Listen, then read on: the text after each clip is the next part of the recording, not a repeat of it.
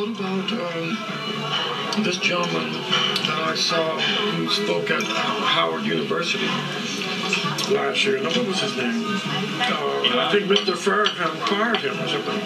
Oh, he didn't fire him. He just silenced him. Pat him on the wrist.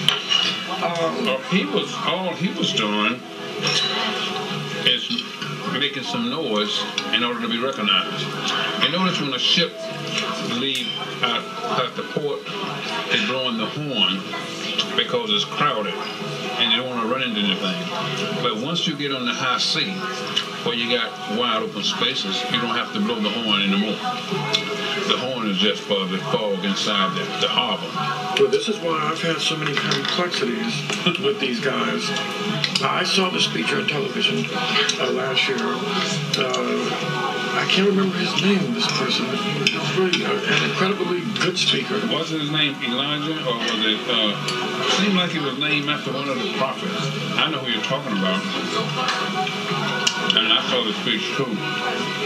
This is like Howard University, bastion of African American intellectualism. This guy was talking race. It was very ugly. It was the kind of speech that I would have associated with the 60s. And that was just a publicity thing for the Million Man March. That's all that was. Well, I'll go with you. When I try to understand these kind of speeches, I find myself thinking, maybe this was a tactic. Maybe this is a tactic. But it seems to me like African-American culture is in deep trouble. And some of the young people who are standing up applauding this guy, who are among our most gifted and brightest young people, are not, or it seems like they might not necessarily be understanding all of the upper partials, what this guy is saying.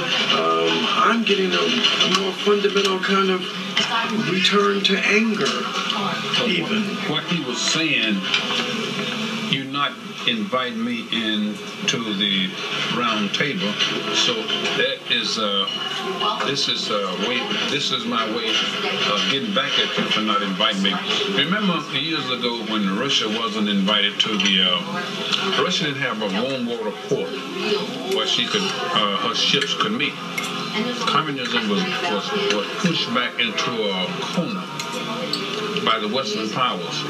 And then that's why communism has been so resentful against the Western world, because they wasn't given a chance, they wasn't invited to the table. Like China was pushed back, and Nixon opened up China, and China's been on the world stage ever since. And when I went to the army in the early 40s, Cuba and all other countries, they were backward countries. But after the end of the war, they began to come out and they joined the United Nations, and then they all of them is at the table. And so Farrakhan is not at the table. Well, that's at the table of nations. Right. The black man. But he doesn't represent a nation. He is a nation within a nation. And within the nation, there's no agreement as to who's the leader. And that's why he's making all the noise. That's why he's making the noise. Well, I'm not so much worried about him as I am about the young people who are taking some of these ideas without the depth and latching on to just surface concepts of racism delivered by an incredible speaker who was actually, his timing, his ability to communicate, impeccable.